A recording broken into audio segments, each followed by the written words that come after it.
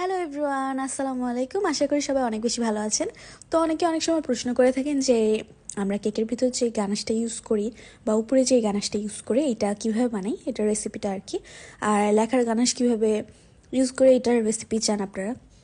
তো একটা গানাশ দিয়ে সব ধরনের কাজ হয়ে যাবে, কেকের ভিতরে দেওয়ার জন্য, কেকের উপরে দেওয়ার জন্য। এছাড়া মানে এই গানাশটাকে আপনারা একটু রুম টেম্পারেচার ভালো করে ঠান্ডা করে ক্রিমের মতো ইউজ করতে পারবেন।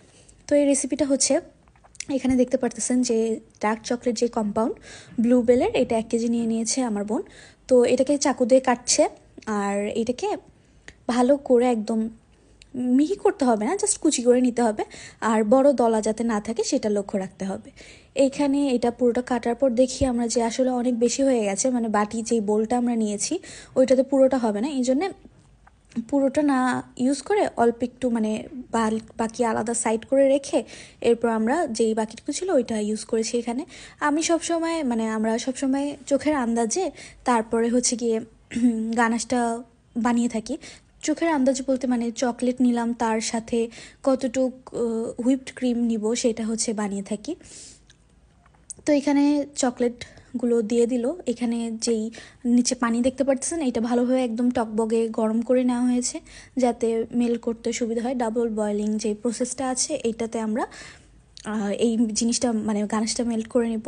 আর এখানে দেখতে পাচ্ছেন হুইপড ক্রিম। আমি বলবো আপনাদের যে ভিভো হোয়াইট যেই হুইপড ক্রিমটা আছে এটা ইউজ করার জন্য। এইটা ইউজ করলে কিন্তু মানে গানাশটা অনেক সুন্দর হয়, গ্লসি হয়। আর গানাশে যদি গ্লস আপনারা বেশি চান তাহলে যে কর্ন সিরাপ আছে ওইটা একটু সামান্য পরিমাণে ইউজ করবেন, এতে করে বেশি মানে গ্লেজ দিবে আপনার গানাশটা যদি উপরে ইউজ করেন তাহলে।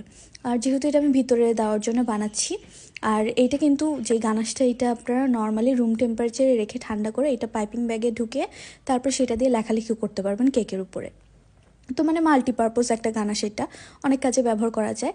তো এক এক কনসিস্টেন্সিতে এক একভাবে ব্যবহার করা যায় এটা আর কি।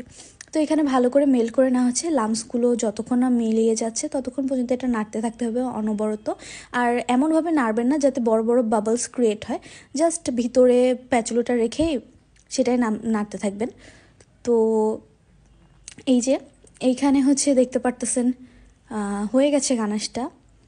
এখন এইটাকে আমি এটা হচ্ছে লাস্টে ছবি অ্যাড করে দিব যে উপরে আর সাইডে আমি ক্রিমের মতো এই গানাশটা ইউজ করছি। আপনার কোয়ান্টিটি যেটা সেটা হচ্ছে যতটুকু চকলেট নেবেন তার ঠিক হাফ পরিমাণ হুইপড ক্রিমটা নেবেন। আর হুইপড ক্রিমের জন্যে যেই ভিভো হোয়াইট ক্রিমটা আছে ওইটা ইউজ করতে পারেন আপনারা, আমি সাজেস্ট করবো ওইটা অনেক ভালো। তো এই যে এই কনসিস্টেন্সিতে আমি একদম কেকের ভিতরে ইউজ করব। এখন দেখতে পারতেছেন ছবিটা, আর আপনাদের কাছে কেমন লাগলো অবশ্যই জানাবেন। আল্লাহ হাফেজ।